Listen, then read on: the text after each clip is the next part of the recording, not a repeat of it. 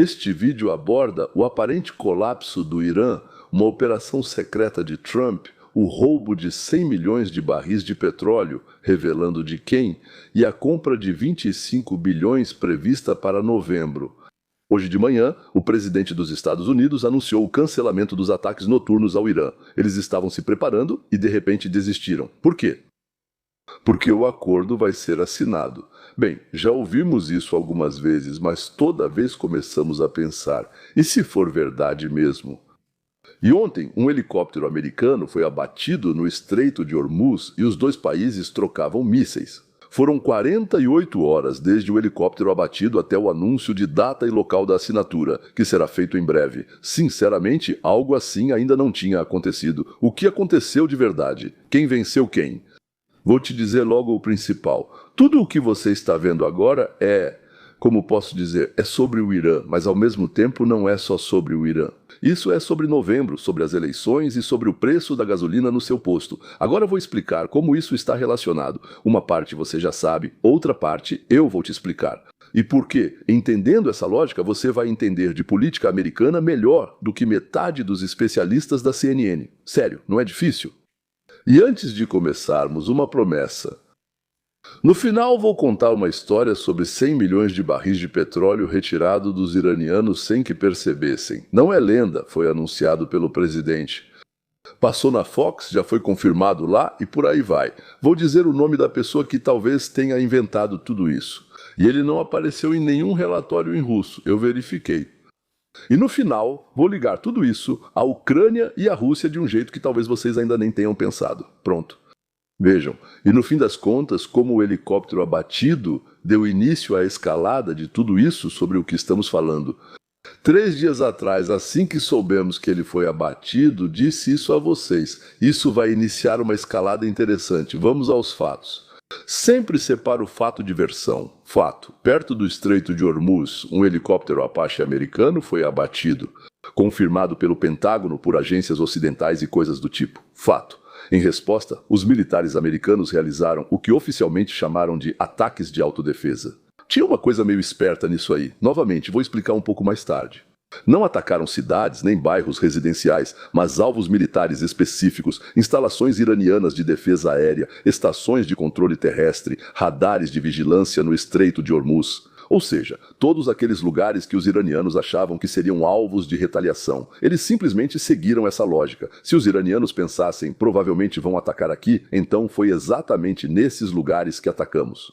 Aqui também há uma explicação terrivelmente interessante. Então preste atenção na escolha dos alvos. Os Estados Unidos não retaliaram de forma indiscriminada, ou seja, ela atingiu exatamente a infraestrutura que permite ao Irã derrubar aviões e controlar o espaço aéreo sobre o estreito. O ataque não foi emocional, foi funcional e muito bem planejado com antecedência. O objetivo era cegar por algum motivo e atordoar por algum motivo. Exatamente ali, onde passa o petróleo. Bem, o motivo vocês vão entender em 1 minuto. Fato. O Irã respondeu. O Corpo da Guarda Revolucionária declarou que lançou drones e mísseis contra alvos ligados aos Estados Unidos. Lá estão Bahrein, Kuwait, Jordânia. Ou seja, o Irã atacou instalações americanas e aliados na região. Todo mundo também sabia muito bem que seria assim. Agora então, é uma versão, não um fato. Observa-se que o Irã tentou restaurar sua defesa antiaérea, a mesma que os americanos destruíram metodicamente em fevereiro. Há relatos de um avião iraniano avistado, mas sem confirmação oficial. Se for verdade, a conclusão é interessante. Lembre-se de que ainda em abril o Irã derrubou aviões americanos, ou seja, derrubou um F-5 e um AT-10. A defesa aérea iraniana não foi totalmente destruída. E agora o avião está no ar. O que isso significa? Significa que, em algum lugar em hangares fortificados, em abrigos nas montanhas, lá em cavernas, se preferir, o Irã preservou uma certa quantidade de aviação de combate. E pode, se necessário, colocá-la no ar. A primeira lição do dia. O Irã foi derrotado, mas não destruído. Lembre-se dessa frase. Voltaremos a isso quando formos analisar quem ganhou, quem perdeu e coisas do tipo. Agora eles vão assinar. Mas será que é Trump enganando ou o Irã enganando? Hoje o presidente escreveu no Truth Social. Literalmente isso. É um fato, pois são palavras dele. Negociações com o Irã. As negociações com o Irã foram levadas ao mais alto nível da liderança iraniana. Na verdade, ele nunca nos escreveu sobre isso, certo? E foram aprovadas. E por isso ele, Trump, cancela os ataques planejados para a noite. E acrescentou: a hora e o local da assinatura serão anunciados em breve. Bem, parece que ele os pressionou até cederem, certo, não é? O fato é que o presidente dos Estados Unidos disse isso. Nada mais é um fato. Sabemos que Trump está sempre jogando algum tipo de jogo, certo? Mas ninguém disse isso. Nem do nosso lado, nem do deles. Agora, o que exatamente não existe? Ou seja, sim, foi Trump quem anunciou. Não existe acordo. Ou seja, ninguém vazou o texto do acordo. Sem confirmação iraniana. Teherã permanece em silêncio. Não há detalhes. Quando os jornalistas perguntaram de novo o que significa assinatura, porque quem assina, então será, quer dizer, um ayatolá gravemente doente, quem? Bem, meio que evitaram responder. Sim, existem 3 possíveis explicações então. Vou analisar honestamente todas as 3. Primeira versão, tudo é verdade. A liderança iraniana amadureceu. Houve uma divisão entre as facções. Se isso foi superado, então estamos à beira da conclusão do confronto militar e da guerra, certo? Segunda versão. Isso é um jogo do Trump. O presidente passa uma imagem de sucesso ao público, cancela ataques, declara vitória e faz o preço do petróleo cair. Após ele escrever isso, o petróleo caiu imediatamente. O mercado sobe. Quem se beneficia disso agora? Bem, quem está concorrendo nas eleições? Não vou mencionar o nome em vão. A terceira versão é que isso seria um jogo do Irã. Teherã finge que concorda, ganha tempo para, sob o pretexto das negociações, restaurar aquela defesa aérea e salvar o que for possível. Os iranianos já fizeram isso várias vezes. Os ucranianos fizeram o mesmo com a Rússia nos acordos de Minsk 1 e 2 e já admitiram isso há tempos. Primeiro os alemães disseram, depois os franceses confirmaram e agora até os ucranianos estão falando isso. Sinceramente, bem, assim, com palavras diretas, disseram sim, nós vamos fazer isso, sim, nós fizemos, assinamos, mas na verdade não tínhamos nenhuma intenção real. Sinceramente, não tinham intenção. A conclusão honesta de um objetivista, hoje não podemos saber qual versão é verdadeira. Qualquer um que diga com certeza, isso é definitivamente verdade, ou isso é definitivamente uma fraude, está te enganando e não entende nada. Bem, é o que eu acho. Temos a declaração de um lado e o silêncio do outro. Bem, isso ainda é pouco para dizer, sim, viva, vamos comemorar. Paradoxo. O mais estranho, a América agora quase não se importa. Para a América agora tanto faz se esse acordo é real ou não. Bem, deixe-me explicar. Aliás, enquanto vocês acham que a principal notícia do dia é se vão assinar ou não, vou lhes contar algo que quase ninguém, bem, em russo, comenta. E algo que talvez faça seu queixo cair. E se for o seu próprio queixo, se for postiço, pode até cair no chão. No mesmo dia em que Trump fala da assinatura, ele também diz algo totalmente diferente, o que é mais grave. Hoje, Benny Jackson comentou sobre isso. E isso é confirmado por publicações respeitáveis. Benny Jackson, que já tem, se não me engano, 6 milhões de seguidores, ele simplesmente trabalha em conjunto com a Casa Branca, eles o convidam o tempo todo para lá, ele está presente nos almoços, ou seja, por causa do alcance dele, por causa da posição dele, eles o escolheram como um dos chamados porta-vozes, que não falam diretamente em nome da Casa Branca, mas expressam praticamente a opinião da Casa Branca. Ou seja, ele já não é mais um jornalista independente, mas digamos assim, pelo menos ele fala honestamente sobre isso. Eu estou do lado deles, eu sou amigo deles, eu faço parte, eu participo. Tudo certo, sim. Resumindo, fato. Trump declarou que planeja assumir o controle físico do petróleo iraniano. Sim, isso foi dito por Benny, mas ele disse com base no que Trump escreveu. Minha reação é a seguinte: uau! Tomar a ilha de Kark e outros pontos da infraestrutura petrolífera. Isso nunca foi dito por aqui antes. Literalmente pelo sentido. Em algum momento isso é o que Trump escreve. Em algum momento, em um futuro próximo, vamos tomar a ilha de Kark e outras instalações petrolíferas e estabelecer controle total. Barmalek. E comparou isso diretamente com o que fez na Venezuela. Aliás, estou muito curioso, senhores, se formos desembarcar mesmo com uma pequena força em Kark, vou explicar em um segundo para quem não sabe o quanto isso é importante para o Irã, certo? Isso significa que vai acontecer o que chamamos de boots on the ground, ou seja, tropas em solo, o que vai levar a baixas, claro, sem dúvida, por assim dizer. Sim, você coloca nossos rapazes lá e alguém vai morrer. O que vocês acham disso? Sendo que isso pode causar muito dano. Nas eleições, isso pode nos levar a uma guerra séria, onde nossos rapazes podem morrer. Você acha que devemos fazer isso? Ou você acha que isso não faz sentido nenhum e dane-se, que eles resolvam sozinhos? E para nós, o principal é, por assim dizer, tirar o Irã desse negócio nuclear, dessa preparação nuclear, desse armamento nuclear e fazer mais algumas coisas lá. E o resto não é problema nosso. Só escreva. Estou curioso. E deixe seus comentários. É uma grande questão. Bom, não briguem entre vocês, não xinguem. Todos nós pensamos, todos tentamos analisar, todos tentamos expressar nosso ponto de vista. Por isso não escreva. Você é um idiota, pois se alguém disser isso, o idiota é você. Tudo bem, sigamos em frente. Podem me chamar de careca, de 4 olhos, do que costumam escrever por aí, e eu tenho uma privada de porcelana na boca. Olha, tenho inveja. Se for isso, escreva. Bom, tudo bem. O que é a ilha de Kark? É o coração da exportação de petróleo do Irã. Oleodutos dos maiores campos petrolíferos do Irã convergem ali, antes de serem carregados nos petroleiros.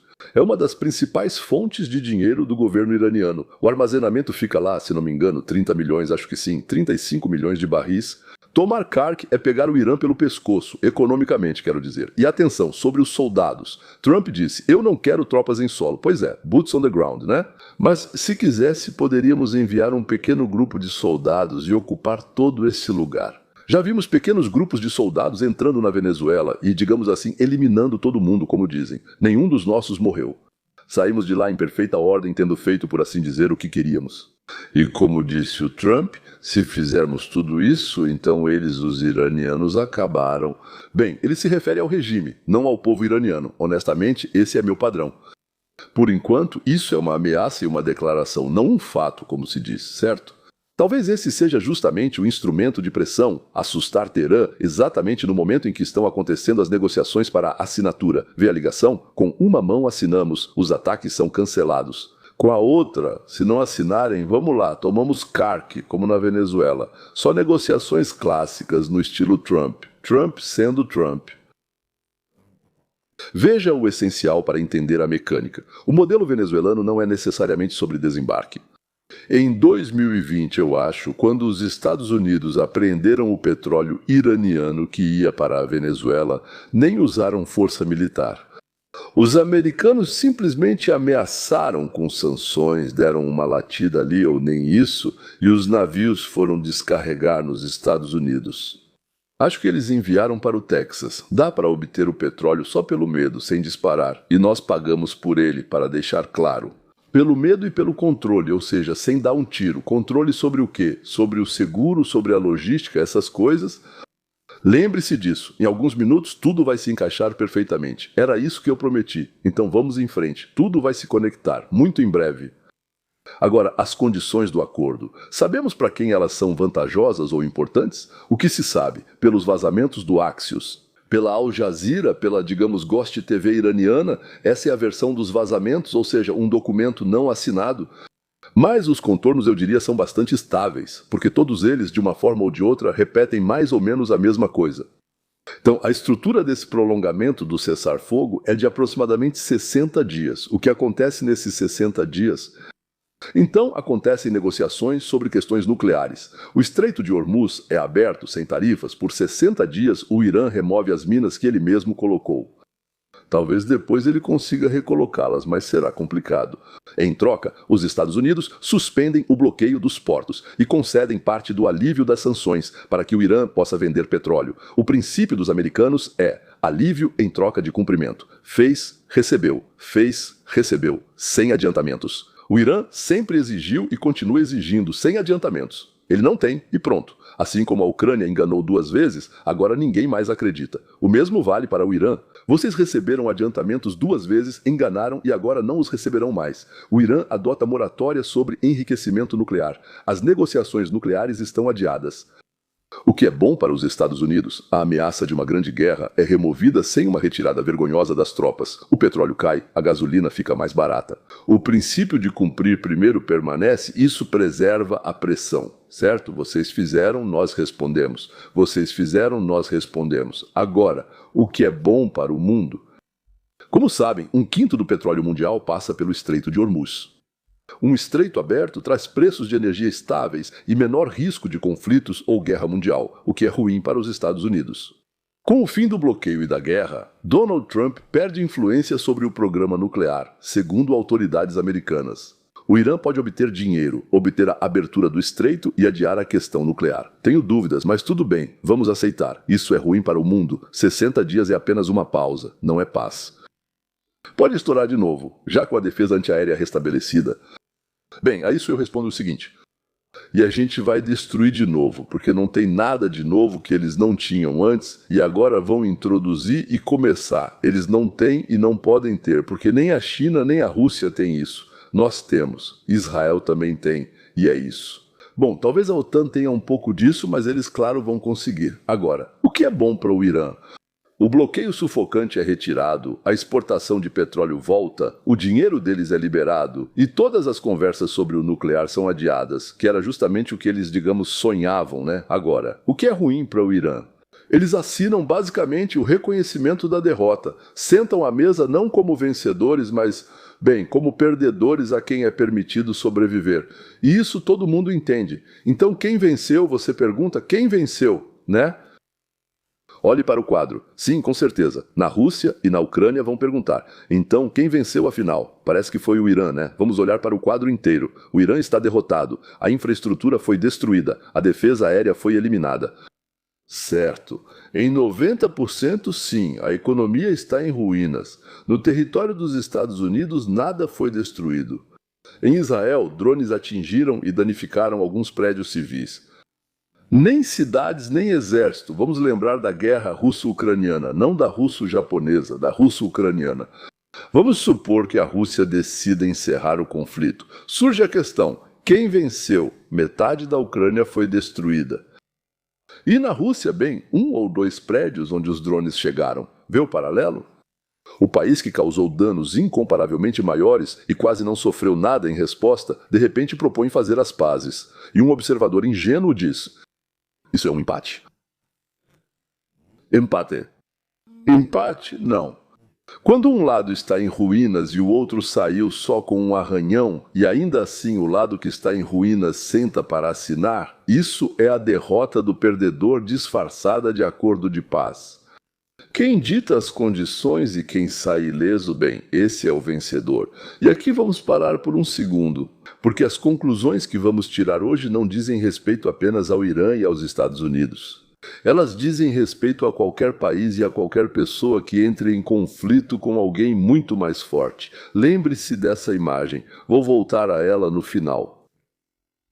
Aliás, eu já usei essa expressão algumas vezes, porque é uma expressão americana. O gorila de 600 libras, certo? Não, de libras, libra. Sim. 300 quilos. Quando você lida com gorilas, um gorila de 300 quilos, você tem que pensar nas consequências e agir de acordo. Não porque isso seja justo, mas porque são gorilas. São coisas diferentes. Gorila e justiça. 2 coisas diferentes. Você está em uma ponte estreita, vindo na sua direção está um gorila de 300 quilos. Dê passagem para ele. Vejam, essa é a principal lição de vida do episódio de hoje. Não é sobre política. É sobre como o mundo funciona. O mundo não é do jeito que gostaríamos. E daí vem a principal pergunta. Por que os Estados Unidos buscariam um acordo agora se já estão vencendo facilmente? Só há um motivo. Por causa de novembro. Tudo se resume a novembro. Aqui está o pensamento que une todo o comportamento de Washington. A única coisa que realmente interessa ao governo americano agora são as eleições de novembro. Todo o resto não importa. Secundário. A cadeia inequívoca. Irã. Preço do petróleo. Preço da gasolina. Inflação. O humor do eleitor e uma cadeia curta e direta para os resultados das eleições. Um sistema, um fluxo de consciência. O que é necessário agora mesmo? Derrubar o preço do petróleo. Para que a gasolina fique mais barata, para que o índice de inflação caia, para que o eleitor vá ao posto de gasolina. Aliviou. E foi votar, tranquilo.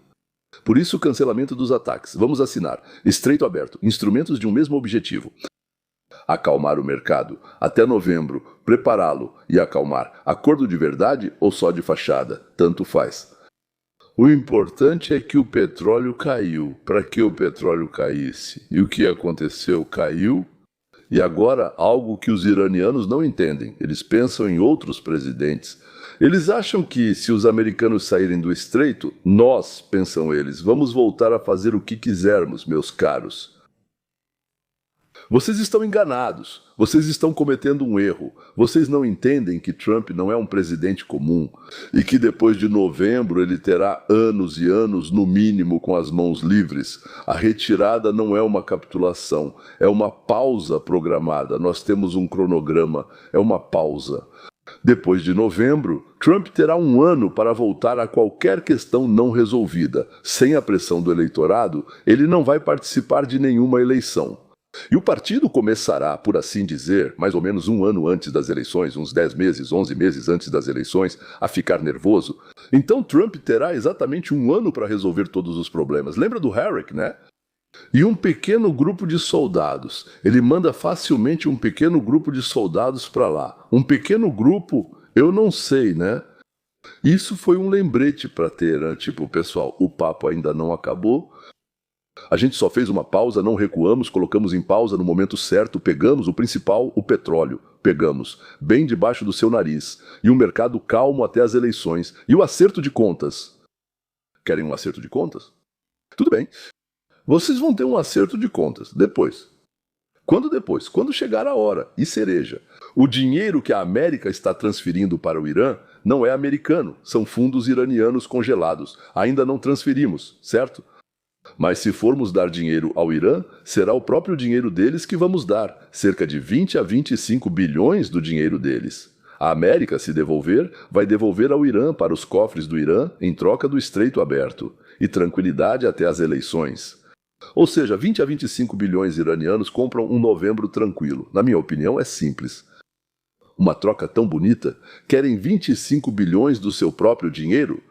Tudo bem. Precisamos de um novembro tranquilo. Para mim, ótimo. Operação secreta. 100 milhões de barris tirados bem debaixo do nariz do Irã, isso explodiu a internet. Aqui está a história prometida que passou despercebida. Mas foi o próprio presidente quem anunciou. Após isso, já estava na Fox e virou foco. Começou. Fato. Palavras do presidente. Trump informou que ordenou aos militares que realizassem uma operação secreta para escoltar petroleiros pelo Estreito de Hormuz. O resultado, segundo ele, foi que mais de 100 milhões de barris chegaram ao mercado aberto. Mais de 200 navios passaram em segurança. Bem, quando Trump fala em 100 milhões, pode ser 84 também, tranquilamente, certo? Ele arredonda assim mesmo. Até 100 milhões depois o até some. Mas pelo menos são muitos navios e muito petróleo. O raciocínio dele foi esse porque o estreito é controlado. O estreito é controlado pelos Estados Unidos e não pelo Irã. Como era feito? Segundo a descrição dele, os navios eram escoltados à noite, sem luzes, porque os radares iranianos tinham sido destruídos por aqueles mesmos ataques contra a defesa aérea do começo da nossa história. O Irã só soube de tudo isso depois dos fatos. Após o ocorrido, a ideia era essa: esperar alguma ação agressiva do Irã, que pudesse deixar todo mundo muito irritado e justificar uma resposta. Assim, os bombardeios contra a defesa aérea não seriam percebidos pelos iranianos como uma possível preparação para alguma operação. Eles vão encarar isso como uma resposta esperada às ações deles. Eles esperaram o Irã derrubar o helicóptero e ficaram muito felizes. Aliás, talvez tenhamos sido nós mesmos que o derrubamos. Eles sabiam, os iranianos tinham certeza de que mísseis seriam lançados em resposta, e os mísseis foram lançados. Por isso, eles apenas se esconderam e esperaram os mísseis cessarem. E foi exatamente nesse momento, ao sinal de Trump e em acordo com os donos, companhias de seguros especiais dos Estados Unidos, 100 milhões de barris de petróleo saíram da armadilha, sinceramente. Então, o número de 100 milhões eu ainda quero dizer que, até agora, ninguém confirmou. As empresas de rastreamento de navios dão números mais modestos, a escala é diferente da declaração do presidente. Mas o fato de que a operação de passagem realmente aconteceu é confirmado por analistas de grandes bancos. Eles observam que passa mais petróleo pelo estreito do que é visível. Os transponders desses petroleiros foram desligados. E agora, o nome prometido e detalhes muito interessantes dessa operação. O mecanismo não é puramente militar.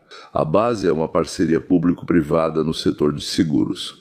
Quando a guerra começou, o seguro marítimo para passar pelo Hormuz ficou proibitivamente caro. Ou simplesmente desapareceu. As empresas tinham medo de segurar. Diziam, lá vocês vão ser explodidos e eu vou ter que pagar por tudo isso não. E sem seguro, nenhum petroleiro navega. E então Trump ordenou que a Corporação Americana de Financiamento ao Desenvolvimento, a DFC, oferecesse seguro contra riscos políticos e garantias para os navios no Golfo. A Marinha escoltava petroleiros quando necessário.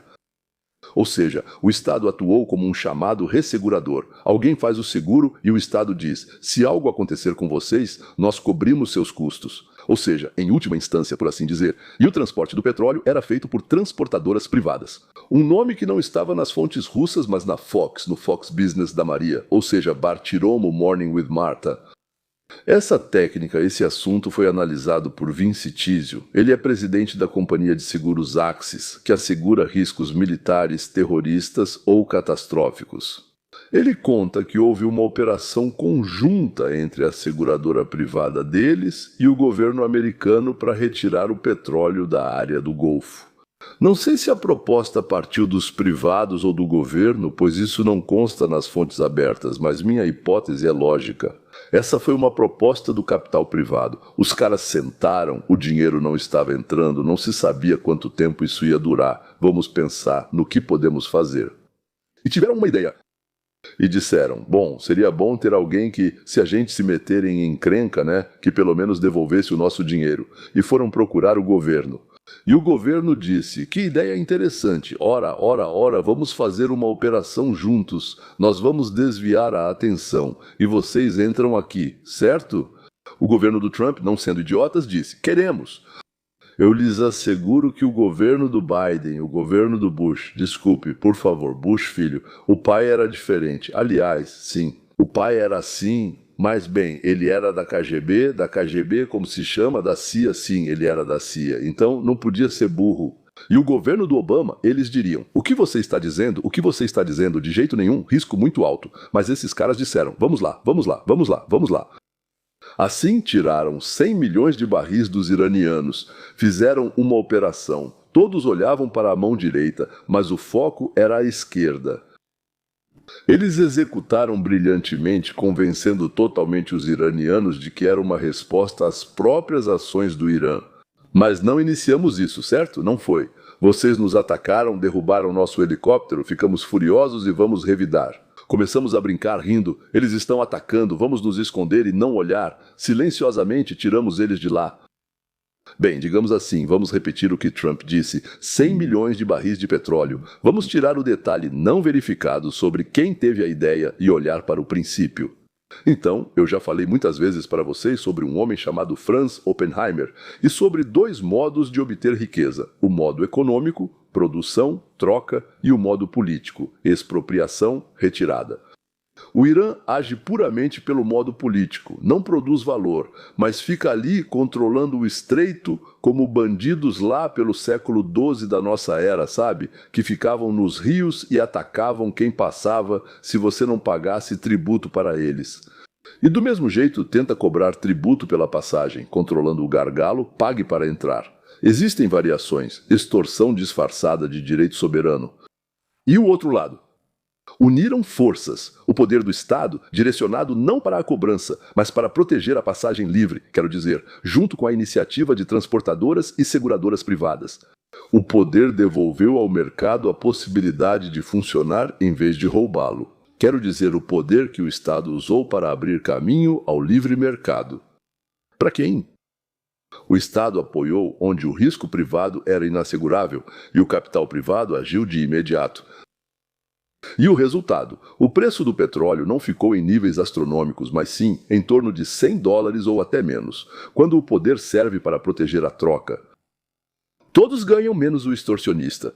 E quando o poder é usado para extorsão, como no caso do Irã, todos perdem, inclusive os próprios extorsionários, inclusive o extorsionário, como vemos nas ruínas da economia iraniana.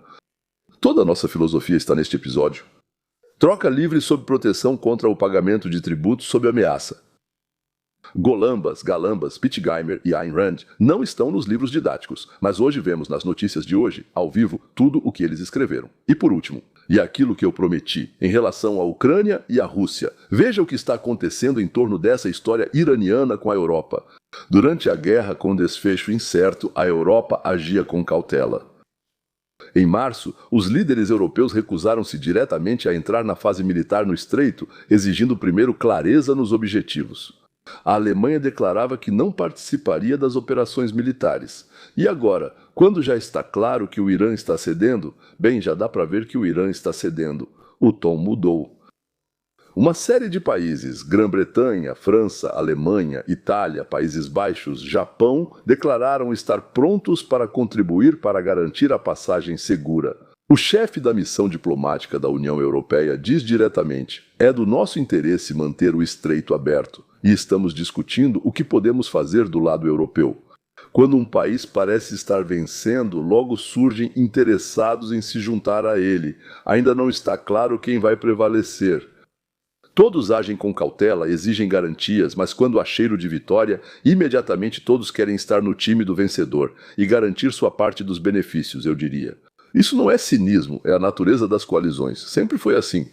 Em 2019, a Grã-Bretanha defendeu por 2 semanas uma missão europeia separada, mas depois pulou imediatamente para a americana assim que ficou claro para onde o vento soprava. Agora, Rússia e Ucrânia. Veja o que a Europa está fazendo agora. Os países europeus aumentaram drasticamente a ajuda à Ucrânia com drones. Os recursos para drones triplicaram. Finlândia, Dinamarca, Grã-Bretanha e Noruega, que desenvolviam drones com os ucranianos, estão levando a produção para seus países. A Noruega está destinando mais de 100 milhões de euros para drones marítimos para a Ucrânia. Os mesmos que alteraram o equilíbrio no Mar Negro e atacaram a frota russa e a ponte da Crimeia. Você entende o que se passa? A Europa está apostando. Ela investe naquele que, segundo seus cálculos, provavelmente vencerá a longo prazo. Além disso, ainda é preciso definir o que é vitória. Do nosso ponto de vista, que vitória é essa se metade do país está destruída? Mas para eles, vencer é conter a ambição russa. Eles investem na máquina tecnológica ucraniana, nesses drones marítimos e aéreos baratos e inteligentes que estão mudando a própria natureza da guerra.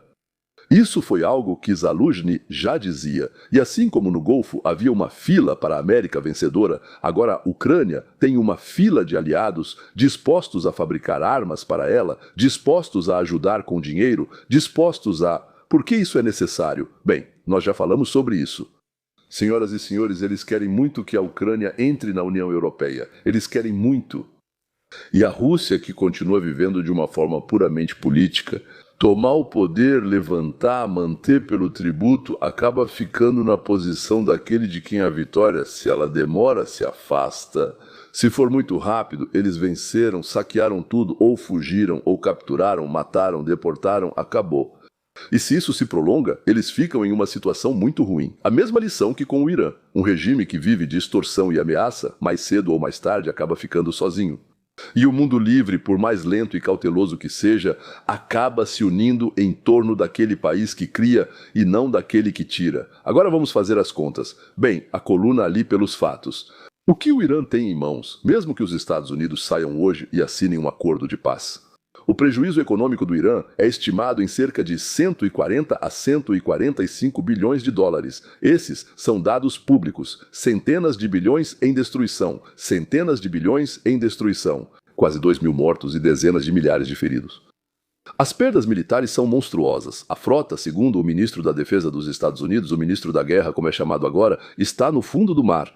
Mais de 50 navios iranianos foram danificados ou destruídos. A Força Aérea, segundo as mesmas declarações, foi eliminada. Bem, talvez ainda haja alguma quantidade em cavernas, mas em geral foi eliminada sim. A defesa antiaérea foi destruída. Nós dominamos o céu. Bem, digamos assim, das aproximadamente 480 plataformas de lançamento, restaram cerca de 100 em operação, ou seja, 20% o arsenal de mísseis diminuiu. Eram 2.500 aproximadamente até 1.000 ou 1.200, ou seja, 50% a 60%, já não existem mais. No território dos Estados Unidos não há confirmação alguma. Zero. Todas as perdas dos Estados Unidos são gastos com munição e reparos de bases na região. Mas isso não é um país destruído, é só o custo da guerra feita em território alheio. Agora, honestidade obrigatória, meu padrão. E aqui os especialistas realmente divergem. Isso é importante. Não perca. Uma escola é a posição oficial do Pentágono. O Irã, em termos funcionais, foi destruído de forma profissional. A recuperação vai levar anos, ele não tem indústria de defesa, não tem como repor as perdas. Outra escola, dados de inteligência, fontes que a CNN, o Wall Street e a NBC citam, eles adoram citar tudo que é ruim para o Trump, supostamente. Eles mesmos inventam e depois citam, e eles dizem o contrário. Uma parte significativa dos lançadores, então, sobreviveu. E o que é uma parte significativa? Bem, eles dizem cerca de 40% sobreviveu, porque estava profundamente escondida em túneis e cavernas que o Irã construiu durante décadas para esse tipo de cenário. Milhares de drones foram preservados, não sei de onde. E atenção, o Irã já retomou a produção de drones durante o cessar-fogo. Parte dessas fontes acredita que o Irã vai se recuperar em alguns meses. Você consegue imaginar isso? Você já viu as imagens? Lá em alguns meses nem dá para retirar os escombros. Escombros. Sim. Só para limpar Gaza, eles disseram que vai levar de 2 anos e meio a 3 anos. Aqui está uma ilustração perfeita da minha regra. Onde está o fato e onde está a versão? Fato. O Irã sofreu um prejuízo colossal. Agora, até que ponto isso o atrasou é uma avaliação controversa, sobre a qual os especialistas sinceramente não concordam. E preste atenção, é exatamente sobre isso que eu falei no começo. Avião na caverna, lançadores subterrâneos. O Irã foi atingido, mas não destruído. As duas coisas são verdadeiras ao mesmo tempo. Detonaram ele, mas não foi destruído. Sim. Mas aqui está a conclusão principal. Nossa lição não depende de quem está certo na discussão dos prazos. O importante é a proporção. Um lado está em ruínas, com centenas de bilhões em prejuízos, o outro não sofreu nenhum arranhão em seu território. Quer uma comparação? Ucrânia e Rússia? Pois bem, a guerra acaba, os russos apenas partem. E daí? A Ucrânia é um país destruído, centenas de milhares, segundo algumas estimativas, até 1 milhão de mortos de ambos os lados, milhões de refugiados, cidades em ruínas. E a Rússia? Nada. Alguns prédios isolados e drones chegaram lá. Então quem ganhou? Vou dizer algo que poucos gostam de ouvir, mas preciso ser sincero. O mundo não é justo. Este planeta não é assim. Vocês não vieram para o lugar certo. O mundo é um lugar onde manda a força e também a inteligência, graças a Deus. Não é só força pura. Às vezes existem pessoas muito fortes, mas muito burras. Algumas pessoas são fracas, mas inteligentes. Sinceramente, é melhor ser inteligente e fraco do que forte e burro, porque a inteligência compensa a fraqueza enquanto a burrice desperdiça a força. Mas quando você tem tanto inteligência quanto força ao mesmo tempo, aí sim você é aquele que faz os outros dançarem conforme a sua música. E é sob o seu comando. Aqueles que não entendem essa regra simples de que não se pode desafiar sem pensar alguém incomparavelmente mais forte, que é preciso agir com mais inteligência, acabam recebendo exatamente o que o Irã recebeu hoje e, infelizmente, o que a Ucrânia recebeu. Eu não estou comparando as posições iniciais deles. Não me diga que não é a mesma coisa. Eu sei que não é a mesma coisa. Mas ambos saíram com a cara machucada. Estou falando de uma coisa. Quando você age de forma tola contra a força, você recebe o que recebe. Isso não é moral. Isso é uma lei da natureza. Bom, é claro, se você correr muito e bater o rosto em uma árvore, a árvore não vai sentir nada, mas seu rosto vai ficar machucado. Uma pergunta, você está agindo de forma inteligente ou de forma tola? Se é justo ou não, a natureza não pergunta. O Irã agiu de forma tola. Ele se instalou no gargalo do mundo e passou a cobrar tributos, achando que nada lhe aconteceria. Antes ele gritava diariamente que faria uma arma atômica e atacaria Israel e os Estados Unidos. Por isso, Israel e os Estados Unidos se reuniram. Disseram, a gente não gosta muito disso, e atacaram o Irã, e centenas de bilhões em destruição. E a frota ficou no fundo do mar. Esse é todo o cálculo. E sabe quem perde mais em um mundo assim? Aqueles a quem diziam que tudo ia ficar bem. Papai e mamãe. Professor. O governo prometeu, aguente firme, não se destaque, tudo vai se resolver. O mundo é justo. Conversa fiada. Nossa geração soviética conhece bem essa história. E aqui está o resultado. Aqueles que acreditaram nessa promessa acabaram sendo os maiores perdedores, porque mentiram para eles. Quem mentiu para eles foram exatamente as pessoas de quem mais se espera a verdade. E em quem você confia? Essa é, na verdade, a armadilha mais amarga. Quem te desarma não é o inimigo, mas quem diz: não se preocupe, vou cuidar de você, tudo dará certo, não se estresse. O mundo é justo? O Irã alimentou seus cidadãos exatamente com esse conto, sobre grandeza, sobre justiça, mas levou tudo à ruína. Lembre-se disso. Não espere que o mundo seja justo com você por algum motivo desconhecido.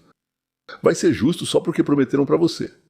Sim, seu pai e sua mãe prometeram para você, sua tia também, e a professora lá no jardim de infância e na creche também, a babá Múzia, disse que tudo vai ficar bem, não chore. Precisamos encarar a realidade. Crescemos, vamos sair das calças curtas e olhar além dos boletins. O que estamos observando? Regimes que há décadas vivem de ameaças, estrangulamento e chantagem estão chegando ao limite. Não é uma agressão externa, mas sim o próprio modelo deles. Teherã, Moscou e a liberdade de passagem, o comércio protegido, a iniciativa privada, a tecnologia criada por pessoas livres. Isso funciona. E eles atraem aliados que normalmente não se importariam, mas querem aproveitar essa tecnologia, essa liberdade e essa oportunidade. Eles querem estar com os vencedores. E mais importante, para que tudo isso, pessoal? Parece que estamos perto de reduzir a inflação, baixar o preço da gasolina no seu posto, devolver às pessoas a tranquilidade, a confiança e conquistar os votos dos eleitores independentes, que na verdade decidem tudo nas nossas eleições. E se isso acontecer?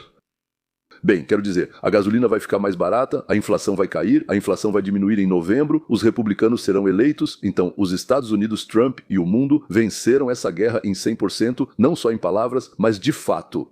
Não importa o que digam depois, venceram. Porque o objetivo não era apagar o Irã do mapa. O objetivo era, então, não permitir que eles tivessem a chance de conseguir uma bomba atômica que serviria de chantagem ou poderia ser usada, sim, por um terrorista. Baixo preço da energia, resultado político em casa. É isso que nos interessa agora.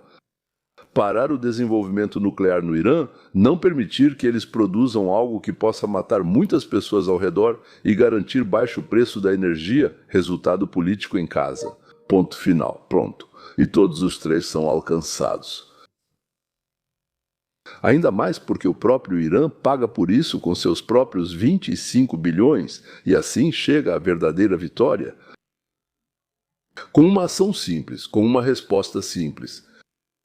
Aqui, minha resposta para promessas em que não se pode confiar. O mundo nunca prometeu ser justo e até pessoas próximas podem errar ao dizer, vai ficar tudo bem.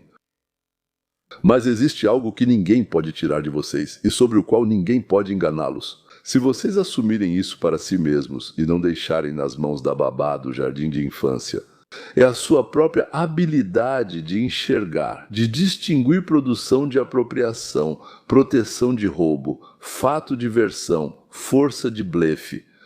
Aquele que sabe fazer isso por si mesmo não depende mais das promessas ou opiniões dos outros, nem do poder, nem da televisão, nem do que dizem aqueles que falam confie em mim, confie em mim, confie em mim. Ele é sua própria mente e sua própria força. E força e mente. Uma pessoa assim já não pode ser colocada de joelhos nem enganada, seja por uma manchete, um sorriso doce ou até mesmo uma canção de ninar. É isso, senhoras e senhores, que é liberdade. Isso é liberdade individual. E é por isso que estamos aqui aprendendo juntos, para que ninguém acabe sendo aquele a quem prometeram que tudo vai dar certo, mas não deu certo. Não conte com justiça. É preciso agir com inteligência, é preciso perceber quando estão te enganando e é preciso fazer escolhas com base em tudo aquilo sobre o que falei com vocês. É isso. Até logo.